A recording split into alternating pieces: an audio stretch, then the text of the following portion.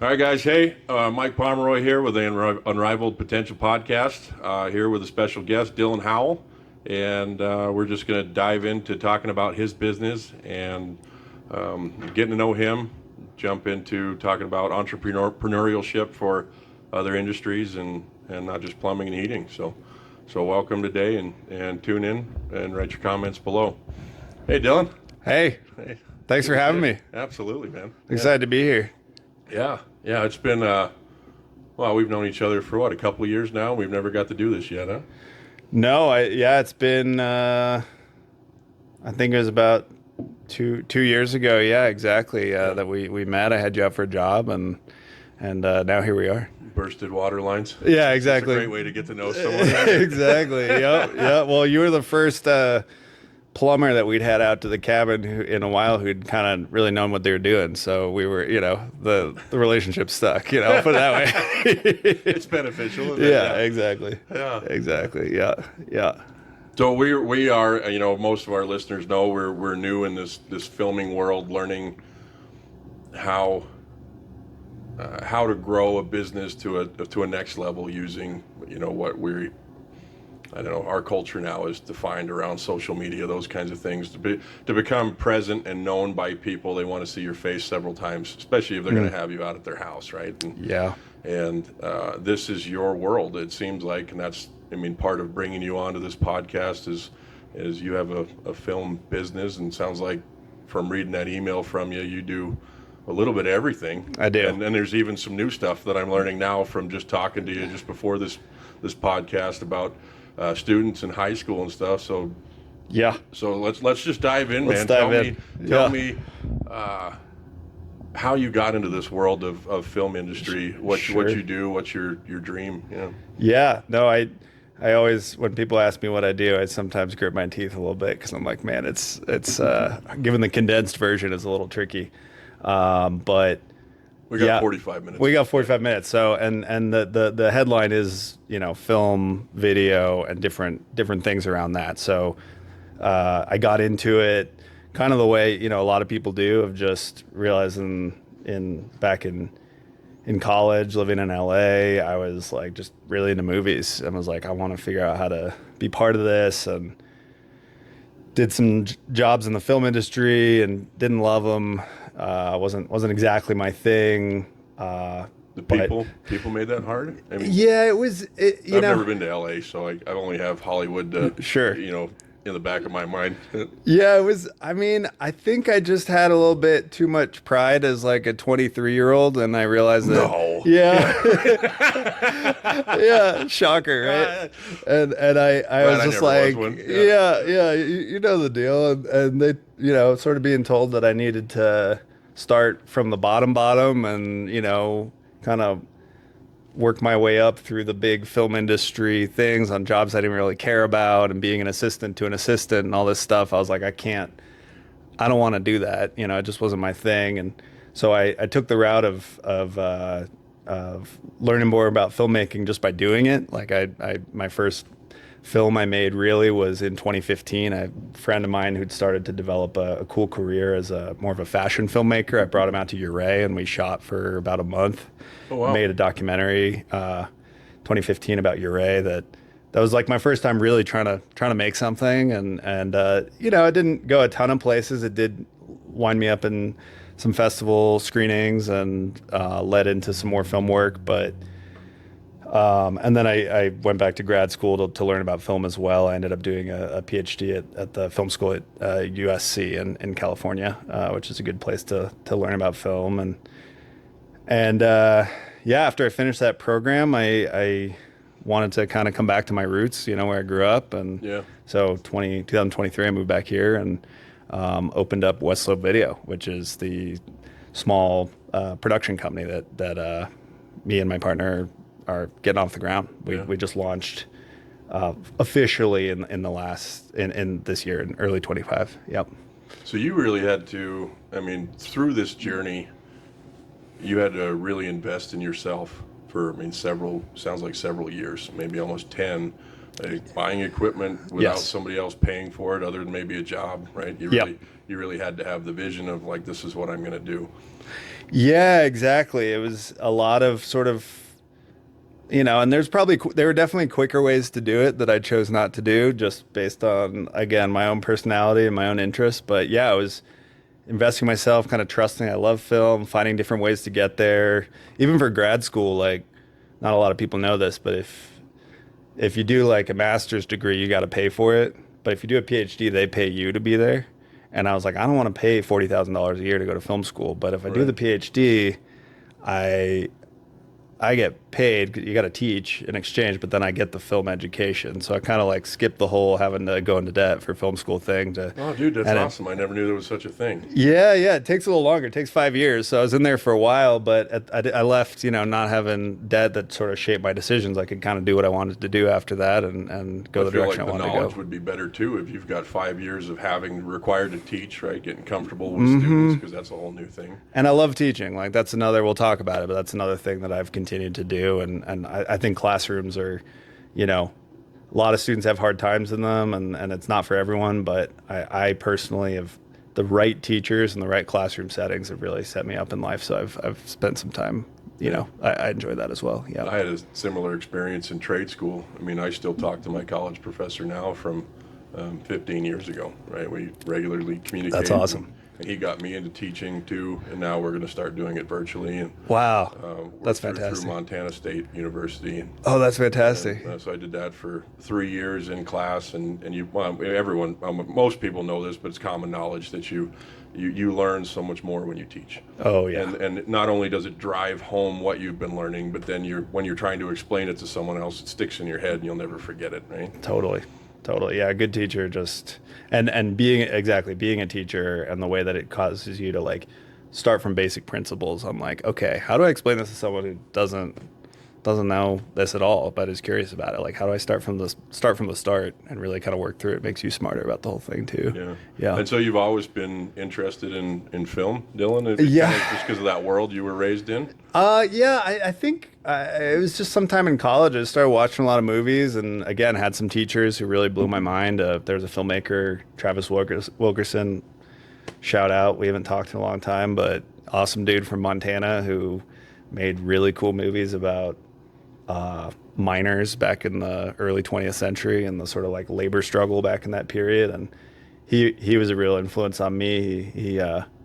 He did like a 2-year kind of lab with me in college, and I was like, oh my gosh, this is the only thing I care about when I'm doing it. So it really changed my life. Yeah. And then from there, figured out how to work in that industry was the real question. Yeah. And so where did the vision for West Slope films really, where did it start? At 23 years old, getting kind of frustrated where you were at, and because like for me, like going back to investing in myself, I spent 12 years buying $40,000 worth of tools, right? Because the vision was there. I didn't always have people pushing me to start my own company, and I certainly have learned so much more than just buying tools, right? It's just not all there for that. But that vision was still there, and so I invested. And I know film equipment is massively expensive, right along the same lines. I mean, you could spend as little or as much as you wanted, right? Totally.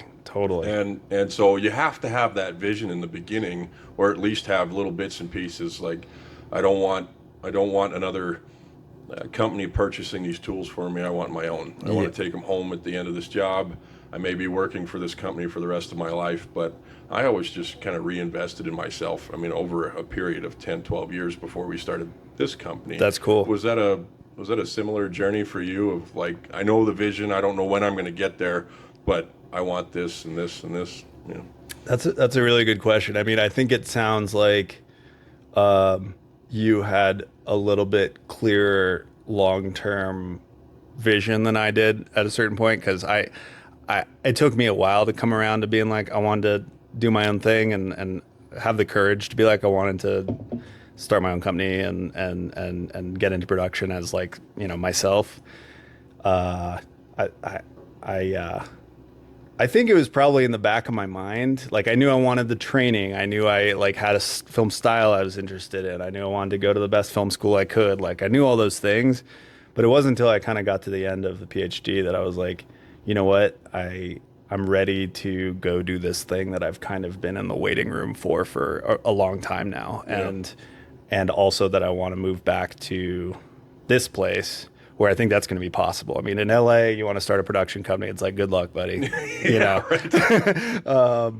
but moving back here, it was like, you know, especially once I moved here and moved in with my partner and Grace, who's been a big part of West Slope Video. You know, she's a really creative person, and being like, okay, like there's a need for this. There's a space that we can kind of make this happen, and I have the training, and it's sort of like, it's like, you know how it goes. Like sometimes you have to give yourself the talk and be like,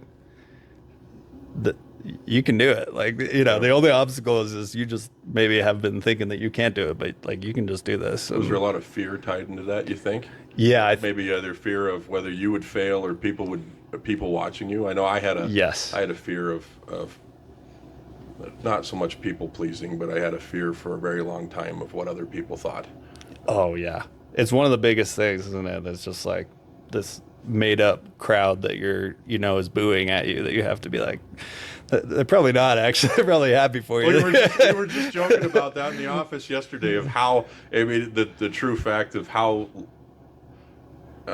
little people think of you as often as you might think, right? Oh yeah. I mean, because they have their own lives, right? And so they're not thinking about you as often as you think they might be. That's right? spot on. Yeah, they're busy. Yeah. They got other stuff going on. They don't care what you're up to. Like they're just happy you're in there. You're doing your thing. You know, that's right. It's getting over that, and that's a lot of just ego. You know, and I think also in the arts, you know, something they talk about is how when you get really into a certain type of art and you study the people who are amazing at it and you really bring that into your head, you're like, this is good art, this is the stuff that makes me love this, and then you go out and you make something and you look at what you made and you're like, oh, there's a huge gulf here between these two things. What I made does not look anything like what I know is good, and the only way you can get there is you just have to, pardon my language, eat shit for a little while and just be like, I'm bad at this, you know, like, and I just got to keep doing it because the only way to get to that, be that thing.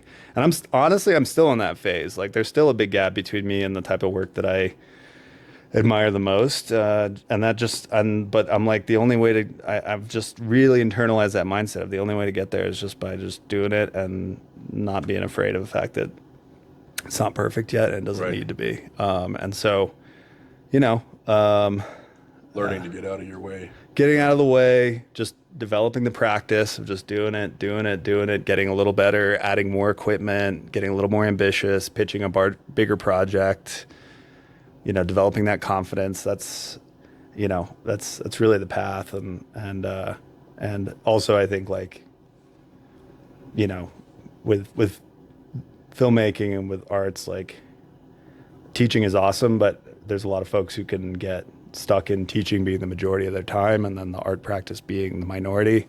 And I really put an emphasis on moving out here, being like, no, the practice is going to be the bulk of my time. I do some teaching on the side, but really it's going to be about that making as the priority thing. So just shifting some priorities, accepting that I got some time, you know, space that I got to develop into, really full-time practicing. And then, as you know, as a business owner, there's this fact of when you're making something for a client or doing something for a client, there's a forcing function of like, you got to do it right and you got to finish it because like there's somebody who's just paid you for it, and it kind of focuses the mind, I guess you could say.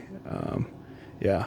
Oh yeah. It just shifts everything. You know, you're not just doing your own thing anymore, and you're charging for it. And then what we went through, because we changed our business structure just last year. It's been we're almost a year and 4 months into this whole shift of how do I now change midway, because you're always changing, and I didn't learn that. I didn't know that about business, right? But you're always shifting and changing things. How do you keep for me it was hiring people. How do you keep the customer service top notch, and then so there's systems that go into something like that. What is that change you're doing right now?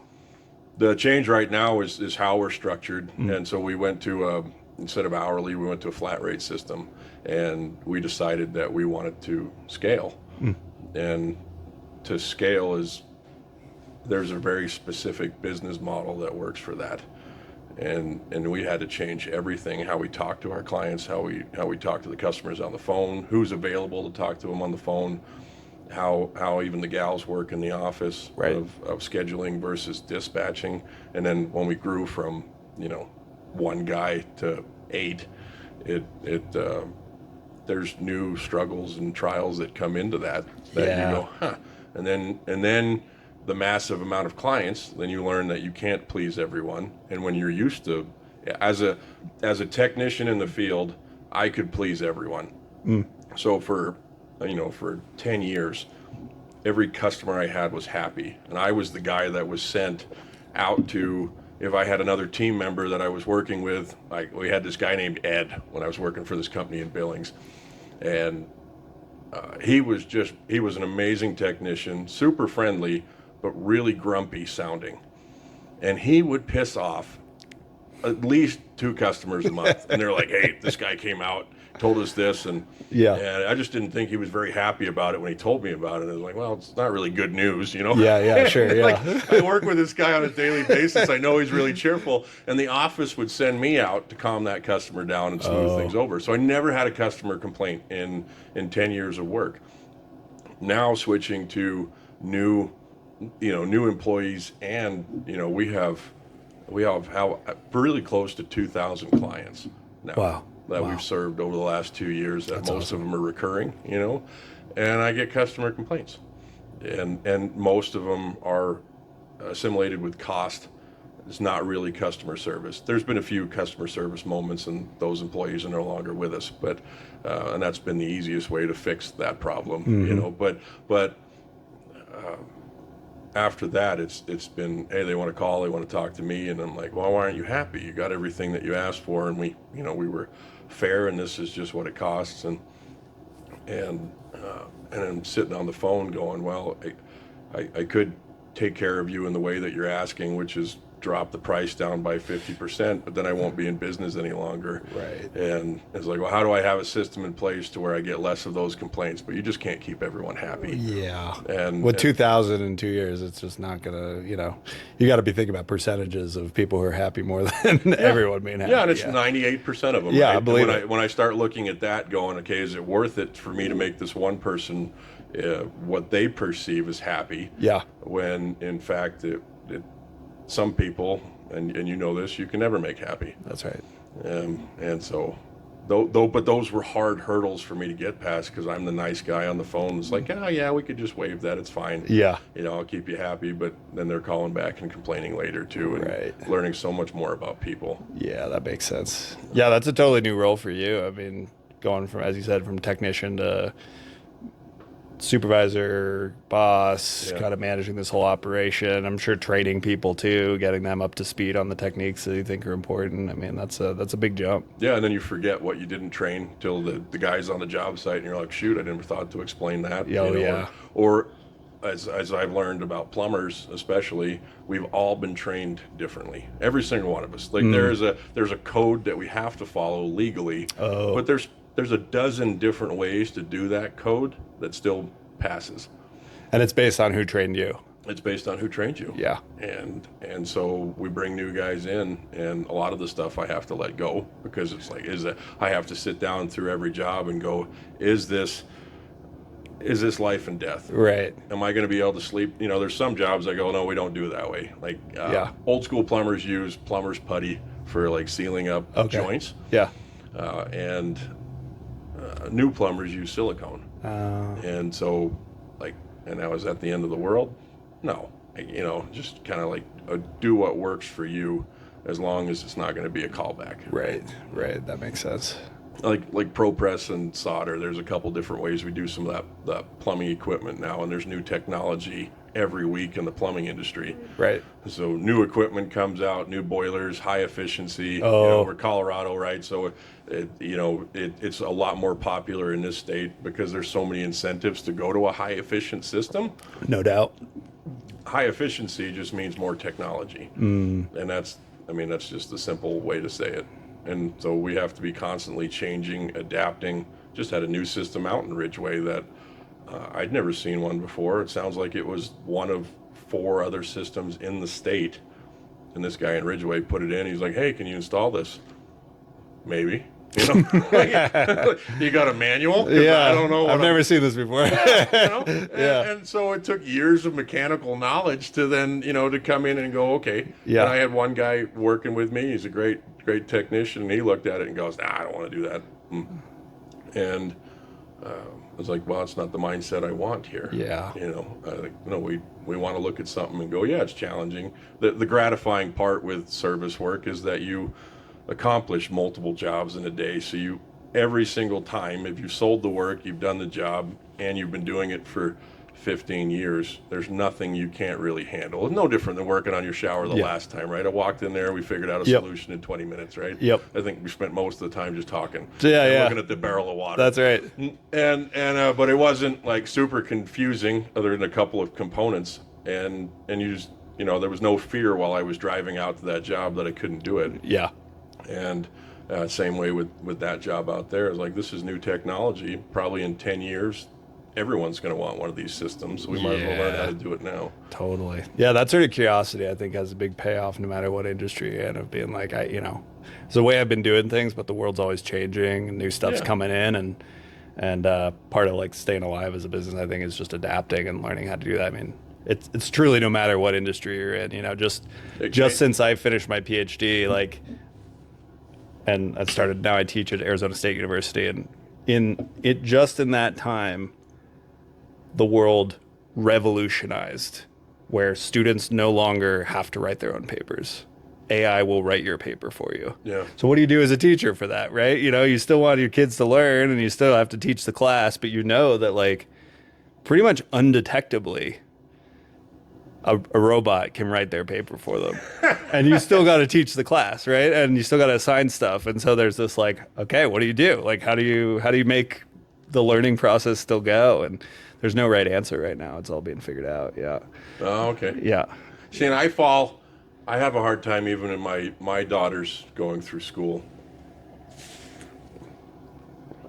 There was very little that I learned in high school that I use now, utilize it, right? I think the greatest thing, I was homeschooled from 6th grade on. Okay. And the greatest thing that I was taught in that was how to ask the right questions. Oh, yeah. And to find the right answers. And when I got into trade school, it was very similar to that. Like the code book, for example, the whole test is, well, now it wasn't at the time, but now it's open book. And it's a big book, like, 1,400 pages, right? So, but my college professor taught me how to find those answers. And then that's been like the most beneficial knowledge, right? And then the blessing of in our trade, and yours has got to be the same way, is if you're surrounded by good people who you can call to find the right answers. That's the most valuable thing I took out of high school, really in general, was asking questions. Totally. And so I don't have too much stress on my kids now of like, as long as you're passing, try hard, right? Don't be lazy about it. But at the same time, I know that, my youngest daughter works in the office answering phone calls. I know she's going to get way more out of that than she would in school. But at the same time, like, you're paying for an education to get the most you can out of it. Sure. So, but that would be the battle I would have with students in that regard. Of like, well, I mean, it's all right. I mean, at least you figured out how to find the knowledge. That's one aspect. But then don't be lazy about it, because real life doesn't work like this either. Yeah. It's complicated. It's complicated because I think my own philosophy with AI so far has been that I don't trust it to make anything or write anything that I don't assume I know better than it already. And so I can fact check its work, and I can see, like, did it do a good job or not? Because it makes errors all the time. We know this. It's constantly wrong. But it also can be a shortcut. It can produce something quickly that, would have taken you a while. And so it cuts out some busy work. But the problem is, if you rely on it to do that, like a student who's trying to write a paper, and the point of writing, I think that a lot of people miss, is that ultimately it kind of forces a slower type of thinking and engagement with ideas, right? Where it's like, no, maybe you think you know the answer to something really quickly, but actually, like, a good paper will force you to slow down and be like, what do I actually know? What do I actually believe? What do the facts actually say? Right. These questions that a lot of the time we have to move quickly in life, and we have to go with our prior assumptions and whatever we think is true, and writing, and this is, I think, a benefit of this sort of education, is that it can make you be like, okay, like what is actually going on? What do I know? What do the sources say, right? So if you just rely on an AI to be like, okay, just write it for me, then it's like you didn't do any of that work that made you interrogate your own ideas here. And so that's You're where going to diminish your own creativity. your own creativity, your own investigation, your own curiosity, right? You're just sort of being like, okay, and a lot of students, it's like the demands of the academic world right now are so high, getting the best grades so you can get into law school or whatever. It makes sense that students want shortcuts. The problem is, it's kind of like, if you want to go anywhere now, you can just drive. Like, you can just go there. Is your body going to be healthy if you never walk anywhere? Right. No. Like, and it kind of sucks sometimes walking. Like, it's a little uncomfortable maybe, or running or whatever. Like that aerobic fitness, especially if you haven't been doing it, it can be uncomfortable. But there's a training that happens. And I really feel the same way about thinking, where I'm like, if you just offload it all to AI, it's kind of like just taking a car everywhere, where it's like, you can do it, but you're going to suffer in terms of yourself. You're not investing in yourself with it. Yeah, that makes sense. Gary Brecka, have you ever listened to him? I haven't. He's got a podcast, does a lot of health stuff, and biohacking is our new trendy word for the last few years, right? And so he talks about, as you get older, no matter what age you start at, right? You're always getting older, obviously, and it's the search for comfort, right? And so when you find things that make you uncomfortable, like in this business specifically right now, bar the exception to the rule, I'm not out in the field very much, and I am a very creative thinker. So my role in our company would be visionary, right? So I don't know whether you or your partner fall into that category, but I think of some crazy ideas. And I wake up, just like painting this room, like I woke up literally 2:00 in the morning. Yeah. And started painting, right? And I do that this morning. It was the same thing. I was like 3 a.m. That's awesome. Thinking about something, and I needed to come write it down. So I come write it down, and that's awesome. And I can't stop thinking about those things. Integrating those things into my company is incredibly difficult, especially when it involves computers. Yeah. And that is, what would you say, Joanna? Probably like 50 to 60% of my job right now is integrating the ideas that I think of and then putting them in the computer. Because I can't pass all of them off, right? Because poor Ashley this week, or even Joanna, I'm sitting there going, well, what do you think of this? What do you think of that? And they write it down, and then, I gave them 50 ideas throughout the week because my head was scattered, and I'm not an integrator. It's just not. So I have to. I don't know where I was going with that. Anyway, I have to curb some of that. Yeah, that curiosity. Channel it. Figure out how to channel it and package it and what's going to work. And so I'm going to plug the new job I'm working at right now, which is an organization called Homegrown Pathways, and I'm helping them with facilitating this educational program that's right now we're running in Olathe, and we're going to be at Peak Academy here in Montrose, and also up at North Fork. Oh, virtual academy? Yeah. Oh, sweet. Yeah. That's where my daughter is. Oh, really? Yeah. Well, if she's interested, we're starting in November, and it's an entrepreneurial program where basically, the premise is there's a lot of students who have, like yourself, these great ideas that they're excited about, maybe some problems in their community, in the world that they want to work on, they want to solve, and it basically over 7 weeks gives them the space to really drill into what are those things that get me up in the morning that I care about. They hear from kind of local business leaders. In fact, I'm going to be approaching you about maybe coming and talking at one point if you're interested about what it's like to run a business in this area and be an entrepreneur.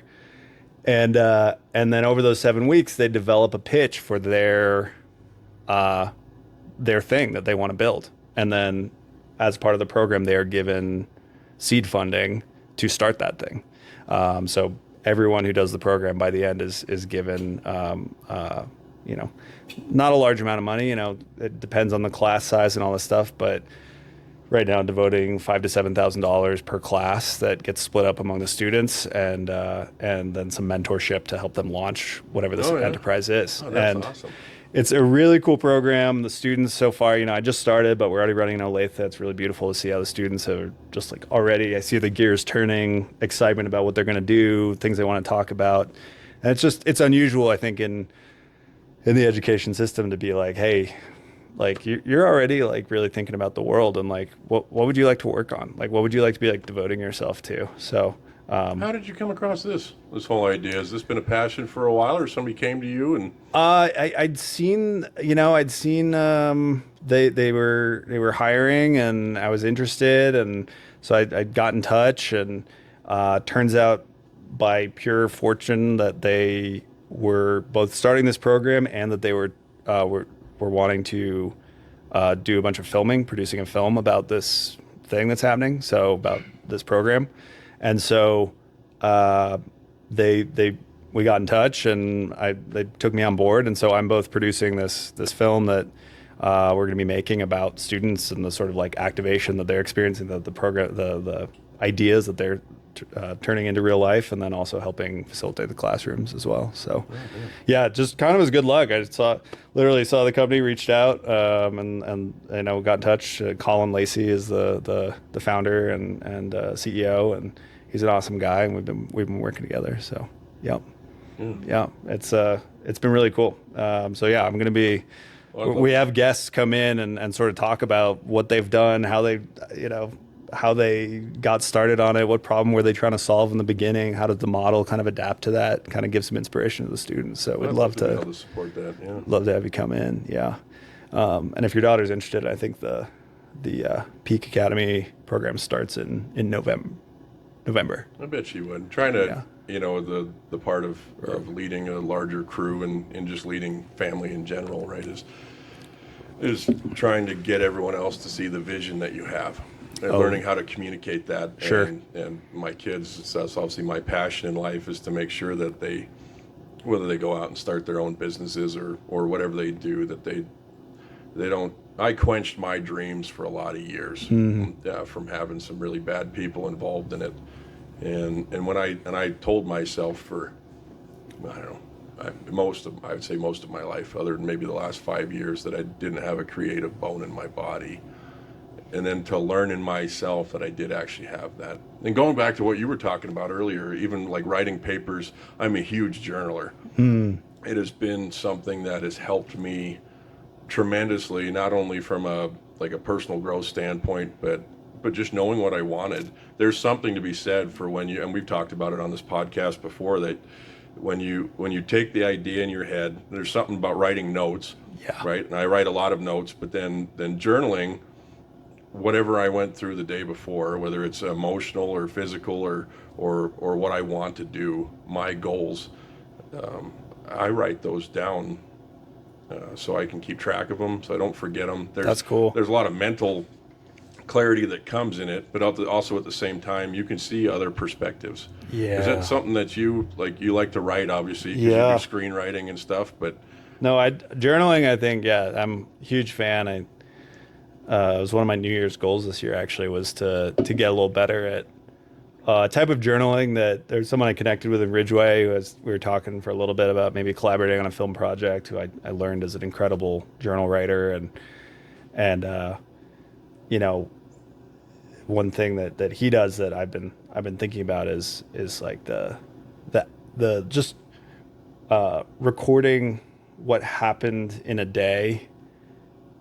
We're just writing it down and reflecting on it very simply, and like on that day, it might be like this didn't mean much. Like this was just a day, but you come back to it a year later, 2 years later, 5 years later, and the importance of that, the richness of detail, and the what mattered to you at that point, and what you were thinking about, and the relationships you had, it comes back, and it sticks with you. And there's an amazing thing about having that record. So I've been trying to do it more. I've always done it off and on, but having a little bit more of a regular practice of just kind of like sitting down and being like, what happened today? Like, what do I think about it? What kind of made an impact? Like, just trying to keep that as a practice. I was raised in a rough and gruff type environment. Parents had a farm. My parents aren't rough and gruff, but my influences were growing up, and so at a farm in northern Montana, and that kind of lifestyle range. 900 people in town, kind of deal, and Sure. And so guys didn't journal. Yeah. That was Or they didn't say they journaled. Anyway. Yeah. And they certainly didn't tell anyone else about it. So in the last 5 years, it's something I've started and been consistent with, and I've seen it so powerful in just knowing what I think. And even I'll get a little personal, but a couple days ago, Sure. My lead tech, he came up to me and he's like, man, did I do something wrong today? Because you've been kind of unapproachable. And I was like, oh, yeah, I was moody apparently, and I didn't recognize it, which is weird for me because I'm normally, the gals joke about me being hangry, and that's what they put it to. But I got to the end of the day, and he told me that, and I was like, wow, I appreciate the call out. And I wrote about it, to figure out where the heck that came from, because you never want to be unapproachable. And I've been so blessed to have great people in my life that I've allowed to call me out on stuff like that. But journaling to find out what that was, and I pinpointed it through writing. Nice. So that, it's not saying it won't happen again, Sure. but it's going to be less likely now because I took the thought, I heard the reprimand or the call out, wrote it down, found it.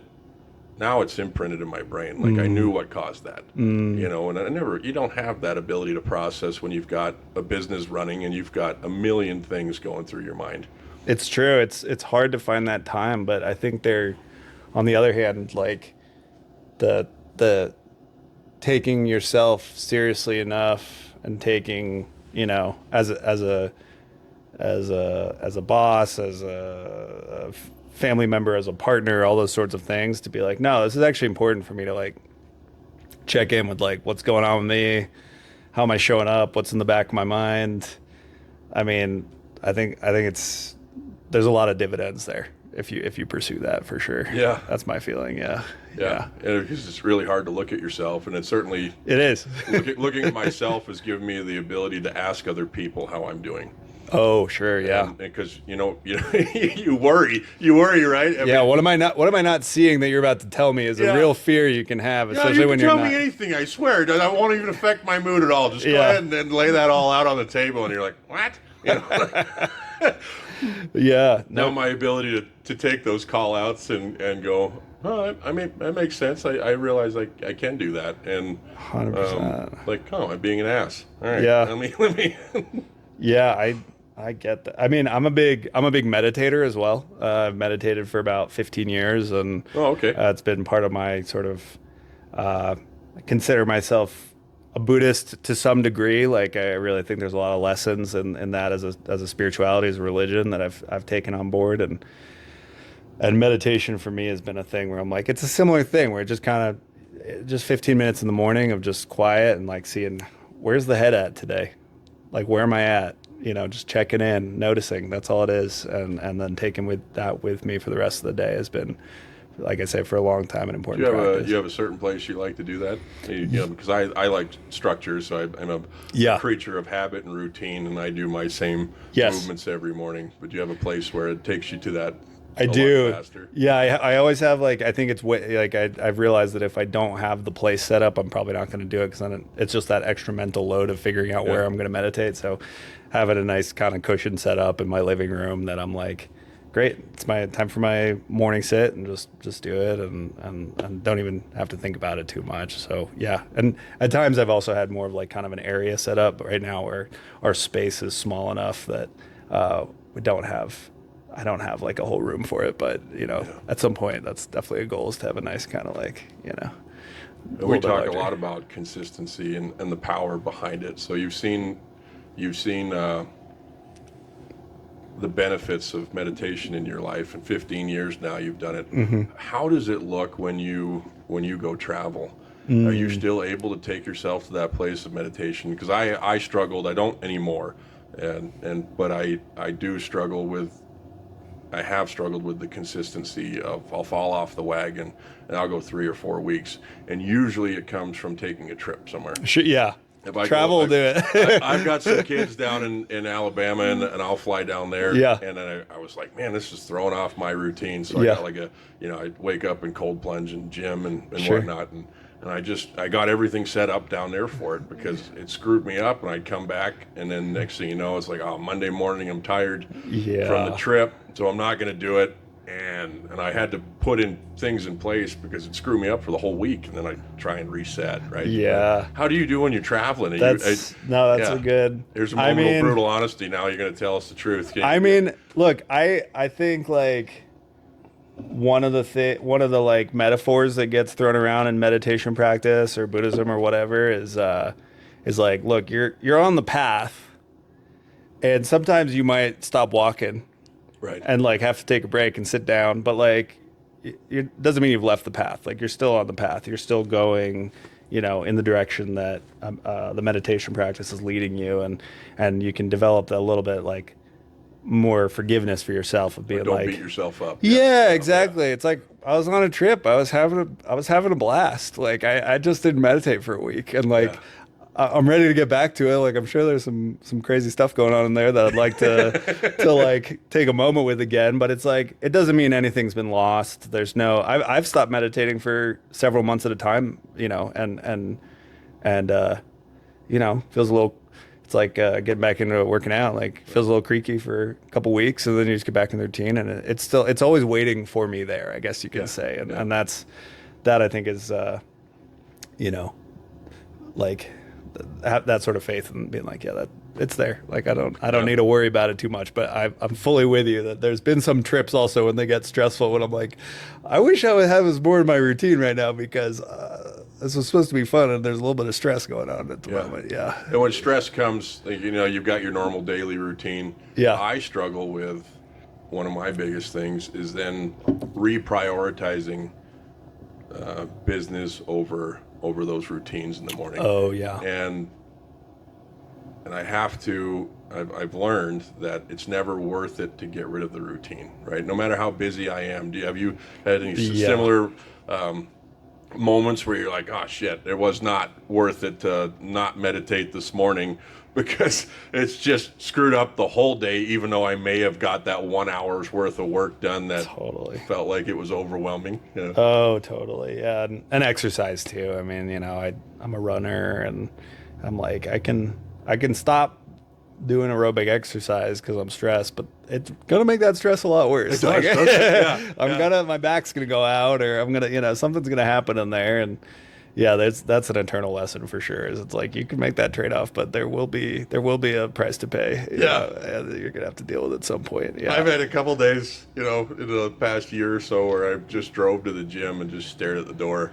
It's just not worth it. I should go get this paperwork done, and then I get done with the paperwork and I feel guilty. I wasn't worth it. Yeah, this was not a good trade-off. I would have felt awesome right now if I'd done my workout this morning, and instead here I am being like, I'll never forget this lesson again. And then 2 weeks later, It's 5 a.m. I'm like, oh yeah. Are you an early workout guy? I am. Yeah, that's cool. I can't do. I've tried evenings, and there was a season of life where I would do early mornings, and then I was helping some other people in the gym in the evening where I could do 2 a days and stuff. But it is not a long-term thing for me. Yeah. So 5 o'clock, the alarm goes off. I jump into the cold plunge at 5:10. I'm at the gym by 5:30. That's awesome. 6:30, I come back. I was 6:30. I was coming to the office. Now I got my daughter with me full time, and so I go back, get her. We normally go work out at the rec. Nice. At 6:30 to like 7:15. Grab a snack, come back to the office, and that's what life is good. That's like cool. the perfect day. That's cool. Yeah, I'm more of an afternoon guy, but I wake up early. It's just for some reason I've never been a workout in the morning. But guy. running is different. I like running in the afternoon. Oh, okay, yeah. So I don't run much. I got hurt several years ago in a logging accident. It kind of screwed up my knees for about 6 years. Wow. So I couldn't run. I could just walk. And the impact of it, really affected me. And so I switched gears then, but even then I could run in the morning, but then I was running in the afternoon too because I was doing triathlons and whatnot. So I had to do 2 a days based off of that anyway. But I found that I am just not, I beat myself up for this for a while, but getting up and going running, it takes a little while to warm up. It does. And if it's cold, Yeah. I'm not going to tell myself to do it. Yeah. And, Yeah. No, that's you right. can get a treadmill and a bike and whatever else in the house, but it's not. I mean, those get so boring so fast. I'm sure. Are you an outside? Like. Yeah. Well, I've gone into the trails out here too. Oh yeah. And Yeah. Exactly. you know, Trail running is so much more fun. it's so fun. Have you run Sunset Mesa up here? No. It is a blast. Where is that? Which one's Sunset? That's the one right behind River Bottom Park, the hill up there above the softball Sure. fields. Okay. Yeah. It goes all the way across the top.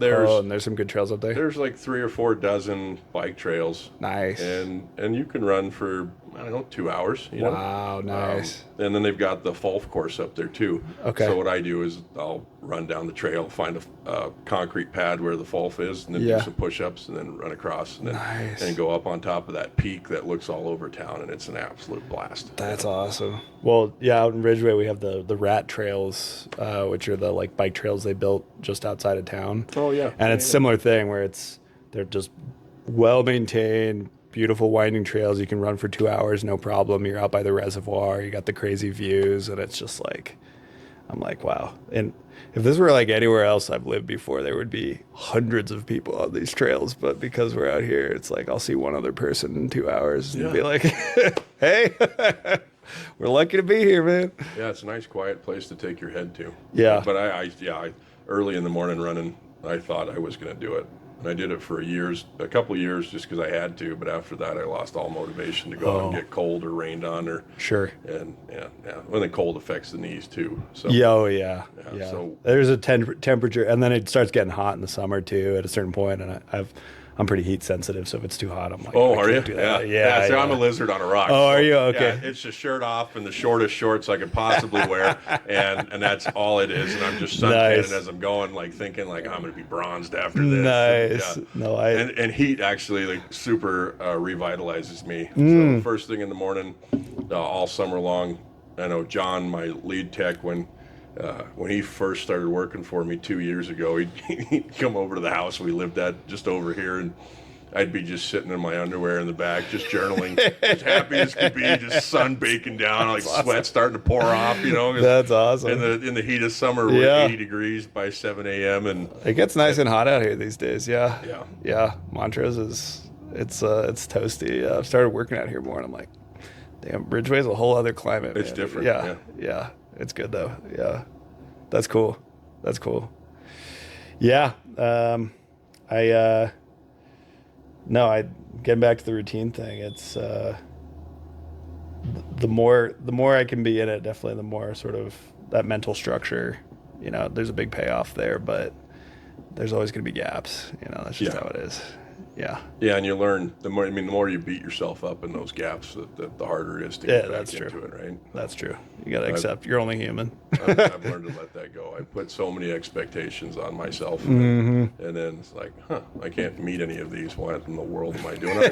I didn't put them just on myself. I put them on everyone. Oh, like, this sure. is stupid, Yeah, sure. Yeah, there's a happy medium. Because, some of that's important. Some of that is like what actually gets you to do big things is like that imposition on yourself of like, man, I would prefer to just drink a beer and just see my buds tonight or whatever. I did that for years too. Yeah, there's nothing wrong with that too, but that override function is pretty important often. Yeah, it's learning how to delegate your different thoughts and put them into different spots so you can. You train yourself to be successful with your day, not just train yourself for failure over and over again. Because I'd put 50 things on a list, and then learning. Journaling's a big part of that, of like what's priority, and keeping the priorities straight, especially if you got a family, right? You gotta prioritize that time too, because she doesn't want you gone 24 hours a day. Totally. Yeah. No, Grace is very good at keeping me honest in terms of just like, you're working too much. You need to come chill. It's nice to have that. It's important. Yeah, it's really good. And do you support her in that? Yeah.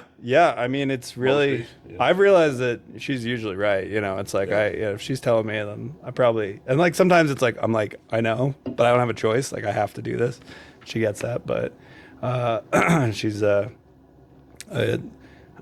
she's really a supportive partner in terms of being like, hey, like you you should not do anything tonight. Like you've been working really hard, and like your brain will be happier for it. And like I say, more than 9 times out of 10, she's right. Yeah. Yeah. Yeah. How long you guys been together now? About 5 years. Oh, nice. We, only been living together full time when we moved out here. So Yeah. we were long distance for a while, and then moved in 2023 out here. Yeah.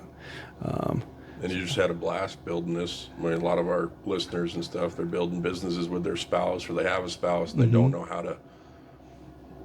They don't know how to bring them into it, right? Especially if you are the main visionary in that thought. Like, how do you bring Grace into something like this? It obviously sounds like she's very, I don't know, I wouldn't say assertive, but she's able to place herself in there, and then you're able to invite her into these ideas and use her ideas. Yeah, I mean, so she doesn't have a film background at all. So that's part of it. Also, is that I'm the I have all the training and know about the gear and all this stuff, and so there's been this interesting figuring out kind of what that collaboration looks like. But I think the gist of it for me has been about I've always really admired her very clear kind of creative vision. The thing I like to say is like I know how to like get us to the to use a football metaphor, to the 20-yard line, and then she's gonna come up with the play that's gonna get us in the end zone. Like this is how this this is how this is gonna be a finished thing. Because with video, with Westslope Video, so I haven't really explained it yet, but basically what we're doing is short form video for businesses in this area. So we're doing not super high cost productions. It's a small crew. It's me and Grace. We're running, not the highest end equipment, but equipment that's going to give you something better than just pointing your phone. Right. Doing the creative direction with you. So figuring out kind of like what's the pitch, what's the angle you're trying to develop as a business. What story are you trying to tell? What angle are you trying to show? And making, the world runs on video these days, TikTok, Instagram Reels, you name it. And so making short video that really highlights the best of your business and shows it off in a professional way, in the same way you want a professional website, in the same way you want a professional outfit you wear. You want to have professional looking video, but you don't want to break the bank. So we're kind of, that's our kind of like niche that we work on. And so a lot of that is at the end of the day, like delivering this product where someone's going to look at it and be like, wow, this looks great. Like, thank you. This is like a good looking thing. And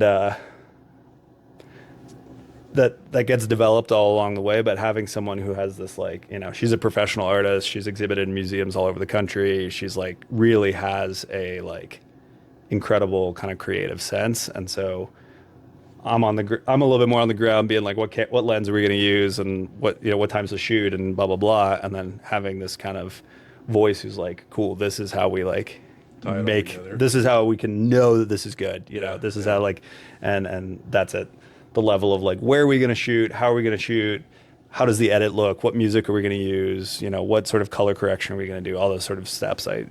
We're collaborating all along the way. So yeah, it's been fun. It's definitely my advice to anyone who's trying to do it is being like, leave your ego at the door. It's like it's a different type of collaboration than just like day to day. And the more you can like sort of be like, okay, I know what I'm doing, but I really want to like invite you to like do the best thing you can do too, and not just see you as the person I see you as normally, but also as a sort of like professional partner. Right. It's a different mindset, so you got to kind of be open to that, I guess you could say. Shift gears here and there. Shift gears, exactly. Yeah. I'm sure you've encountered it even with your daughter of like being like, cool, I like treating you as a professional in this space, and it's different than you just being my daughter. Yeah, definitely trying to work on that, because it builds the confidence inside of her. Right? Yeah. And you want to see that happen of it's not just dad in this moment. Like, how can we work on this together? We're still working through what that looks like. I'm sure, yeah. I mean, it's going to take We got plenty of time together. She's No, Grace and I are still working on it too. Yeah, I don't think it's not something you figure out right away. Yeah. And then learning where she's good at, right? My parents have a business down in Branson, Missouri. Oh, cool. We got to go visit them a few months ago, and my oldest daughter is, she came in, jumped in with grandma, and started working in the back, like organizing boxes, and they have a bin store, right, where they do all this stuff. And it was the first experience I ever had with this, and I'll never lose it out of my mind. So Sydney comes in, and she jumps in, starts labeling boxes and reorganizing things where she wants to go, and did it automatically, just a couple of instructions, and off she went. Renzi, my youngest, 11, she goes up to the front of the store and learns how to run the cash register in 10 minutes. Wow. And then waits, and every time a customer's walking in, she's like, "Hey, how's it going?" That's great. And two very different personalities, two different parts of a business. There's a book called Traction that's been fantastic at breaking apart everyone's different roles in a company and where their personalities fit best. Cool. And, Sydney was integrating systems in the back and learning how to organize, because she's very organized in thinking, and different personality, more quiet, wants to keep to herself, and, just bring other people with her where she's doing that. Sure. And Renzi is very personable, makes everyone feel loved when they're around her. Oh, that's great. And that's such a great quality to have, take you a long way. Well, we got trapped at the airport. And she was bummed out about it for a few minutes. We got stuck in Houston for 2 days because we couldn't fly and get back to see her mom. And we're sitting there. The flight was delayed, trying to get on the next plane. All these people that are trying to get back to their families were so frustrated, right? And I was like, Renzi, it's all right. We're stuck here. We'll make it work. We don't have to be anywhere. Hopefully they'll put us up in a hotel. If not, we'll figure it out. You know. And she finally calmed down, and she's like, "Oh, all right." So she went up and talked to some other couple that was trying to get back to see their grandkids, and they were, she just pulled them. I watched her pull them out of that pit of despair that they were in. That's awesome. Yeah, I was so proud of her. That's awesome. Because it takes different types. It does. That's cool. That's cool. Good for her. Yeah, take her a long way. Yeah. I just realized Grace was going to get her nails done while I was doing this, and I told her to be back around 11:30ish. So if we're gonna keep rolling, I should probably just text her and tell her we're probably close to the end. Are we rambling? Yeah, no, you're good, man. You can go sort that out. Okay. One question. No rush. Yeah, let's what do the is final. What is a quote that we ask everyone this? What's a quote that's helped you over this journey from 23 years old to where you are now? Can you think of one? I'll put you on the spot. A quote? Yeah, a quote from someone, something, whether it's through your spiritual journey or helped you in the film industry. That's. No, there's one right off the bat that I've been, it's become a mantra in the last couple of years, of like really getting more focused into entrepreneurship. And I was a guy I met with named George, who does some, career mentoring, and he agreed to chat with me. He was a friend of a friend, and after we're talking about a bunch of stuff, he was like, "Listen, Dylan," he's like, "I'm going to tell you something," and he's like, "Feel free to throw it away, but I think it could be valuable." And he said, "You need to start running toward failure. You need to start running toward failure." And I was like, "What are you talking about?" And we talked about it a little more, and my takeaway from it that I've incorporated has been like, being too afraid of doing things perfectly, of am I going to get it exactly right? Am I not going to fail? Am I going to do only the things that I'm not going to fail at? Means you just don't get better. You just don't do the bigger things. Right. You have to start looking for the opportunities where it's like, this is bigger than me and I'm probably going to fail at it, and that's exactly where I'm going to do it. Right. I'm going to charge at that thing. And so, that's easy to say that's been like this really kind of guiding philosophy of that's good. Of how to, I like that. How to kind of jump into stuff that feels pretty scary. Yeah. So if somebody was listening to this that wants to jump into a film industry of a different type and learn something new, is that the piece of advice that you'd give them? Is there something else that? Yeah, I would say run toward failure with film. Like try big things and just assume that they're just not going to work, because film's really, really hard. That's the reason not everybody does it. Yeah. And it's really rare to see a good movie. The other thing I would say is just that like the industry is just changing at a breakneck speed. Like the whole old school vision we had of like go to Hollywood and get in the movies and and become George Lucas or whatever. It's like that's not how it works anymore. Right. There's still some people who somehow manage to do that, but like that's really not the way I think you should think about it. Like being really open to like there's a lot of different ways that filmmaking can happen. There's a lot of different spaces that video works in. It's on people's phones. It is in the theaters. It's TV, but TV is only for, it's just exploded as an industry, and it's not just LA. It's all over the country. So it's like there's no one right path. Like if that's your passion, just like stay lean, stay smart, find people who really know their thing and get mentored under them, and just like try stuff out. Because it's like you don't need to like go live in LA and work under whatever director to like become the next thing. That's you can do that, but it's honestly not the smartest way to go these days. I don't think. Yeah. Right. Yeah. That's good advice, man. I like it. Yeah. Guys, check out West Slope Films. Video. Yeah. West Slope Video. Yeah. Yeah. URL www.westslope.video. And Dylan, thanks for coming in, man. It was great to get to know you a little bit better, and this was really fun. it was good. First podcast. I loved it. It was awesome. So thank you, Mike. I appreciate it. Yeah. Check out Unrivaled Potential online. Go on YouTube, Spotify, all the normal platforms, and link, subscribe, ask your questions, and we'll see if we can get a guest in here. Thanks.